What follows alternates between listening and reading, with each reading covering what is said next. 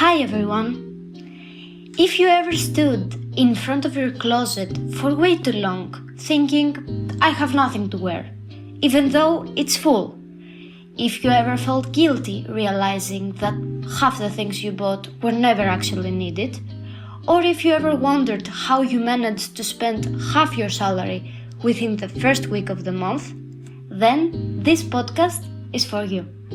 Welcome to Shopping is Not Therapy, and today we are talking about overconsumption, and more specifically, the way fashion makes us want more, buy more, and need more, often at the cost of our mental health. I don't want to shame anyone, and I don't want to blame anyone, but to understand why this happens and how we might feel a little more free. So let me ask you something. Have you ever said the phrase, I have nothing to wear? Because I'm pretty sure, just like me, you have. The truth is that most of us don't have empty closets.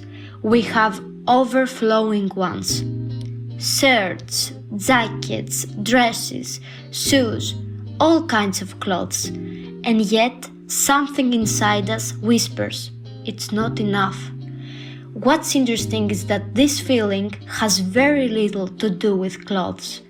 It has everything to do with us and our mindset, with how we feel about the version of ourselves we see in the mirror, with who we think we should be, with the expectations we carry, often without even realizing it. So, at some point, the closet stops being just a place where we store fabric.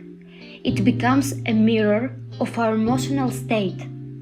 Because the more we search for the perfect outfit, the more we are trying to create a version of ourselves that feels safe enough to show to the world. And that's where the cycle begins.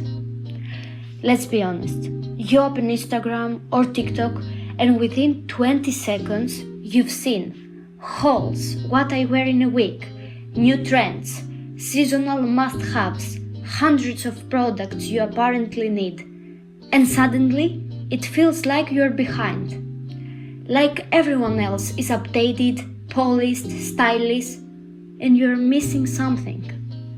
Comparison becomes unavoidable, and quietly a small voice appears in your head.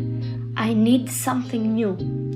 That voice is really dangerous because it's subtle. It doesn't scream, it whispers. It shows up every time you scroll. And little by little, we start believing that we are the problem, when in reality, it's the system. We live in a culture where appearance equals value. A new need is created, not because you're cold, not because something is broken, but because for a moment you believe that a new outfit might fix your mood, boost your confidence, fill a small emotional gap. So, let's go deeper. Why do we keep buying even when we know we don't need anything? It's the dopamine rush. When we click add to cart, your brain releases dopamine, the pleasure hormone. You feel a quick high, a moment of excitement, but it doesn't last. The clothes enter the closet, but the feeling fades, and what comes next is guilt, anxiety, that familiar thought, why did I do this again? Many of us shop when we feel stressed, tired, lonely, insecure about ourselves, not good enough. Because buying something is easy, it's fast, it's controlled. It's a small moment where we feel powerful in a world that often overwhelms us. Shopping becomes a way of dealing with emotions. It's a way to say, you deserve this. This will make you feel better. And that's a very human need, not something to be ashamed of. But often we are not buying clothes, we are buying a version of ourselves. This will make you look more professional. This will make you more attractive. This will help you fit in. We are not purchasing fabric, we are purchasing hope. What are the side effects? First of all, the closet. A crowded, hot closet can feel suffocating. People describe it like this: I can't breathe in my own room. Everything feels messy. I open my closet and my anxiety spikes. And they are not exaggerating. Our environment affects our mental state more than we realize.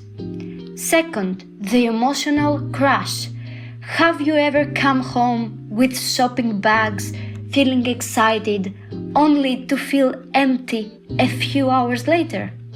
That moment of, why did I buy this? Maybe I shouldn't have. That's a dopamine crash. And when it happens, it slowly chips away at your mood and self-esteem. What about financial anxiety? Spending more than you can handle creates constant stress. Even if you tell yourself, it's fine, I will manage, this pressure stays. It's not just about money, it's about losing control. What about self-worth? When our confidence depends on what we wear, every outfit becomes a test. And suddenly, a bad outfit equals I'm not attractive. A bad photo equals something is wrong with me.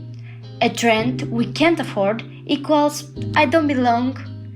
Clothes become judges, and that's really exhausting.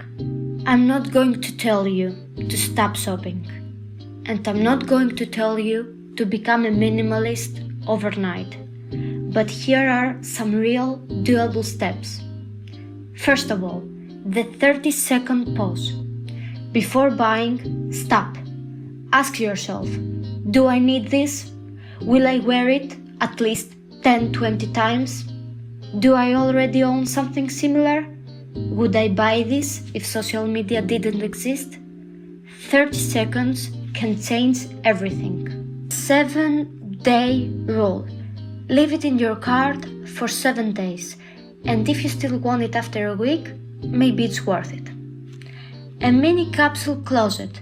Choose 10 pieces you truly love, wear only those for 1 week, and you will be shocked by how little you actually miss. Clothing swaps and second hand. Swap clothes with friends. Visit thrift stores. It's a new energy that equals with no new consumption. Often we don't want a new outfit. We want relief, rest, connection, a pause. Instead of scrolling, try a walk without your phone. Try to read a book, a long shower with music, calling someone you love, visiting a museum. It's the same need, but with a healthier outcome. Here's the thought I want to leave you with. Our relationship with clothes isn't just about fashion. It's emotional. It's a way of saying, this is who I am and this is how I feel today. And that's beautiful. The problem isn't us. It's a system that keeps telling us we are missing something, that we need to buy more to be worthy. But the truth is this: our value does not belong in a shopping cart. I'm part of Aetherpod, and this was Shopping is Not Therapy. Thank you for listening. See you in the next episode.